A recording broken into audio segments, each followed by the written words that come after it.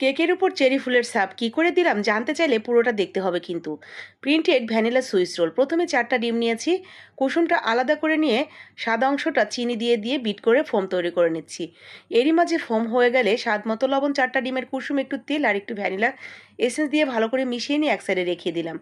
এখানে আমি মেজারমেন্ট কাপের 1 কাপ নিয়েছি আটা, তার সাথে দিয়েছি 2 চা চামচ কর্নফ্লাওয়ার, 2 চা চামচ আটা উঠিয়ে নিয়ে এরপরে অল্প অল্প করে চেলে চেলে 3 বারে মিশিয়ে নিয়েছি।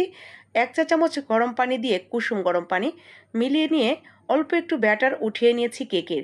দুইটার মধ্যে গ্রিন এবং রেড ফুড কালার মিলিয়ে পাইপিং ব্যাগে ভরে ঠিক এইভাবে আমরা দিয়ে দিচ্ছি এই কাগজের উপর। এইখানে আমি কেকটা বেক করব, তো সেখানে আমি চেরি ফুলগুলো আগে এইভাবে আর্ট করে নিলাম। এরপরে কেকের ব্যাটারটা আমরা একটা পাইপিং ব্যাগে ভরে ঠিক এইভাবে উপর থেকে দিয়ে দিলাম।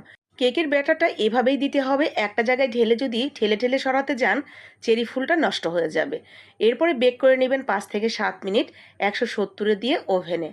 একদম পাতলা কেক হয়ে যাবে। এরপরে আমি একটু হুইপিং ক্রিম বিট করে নিয়েছি। এরই মাঝে আমার কেকটাও হয়ে গেছে, উপর থেকে একটু সুগার সিরাপ দিয়ে কেক দিয়ে সুন্দর করে পেঁচিয়ে নিলেই হয়ে গেলে।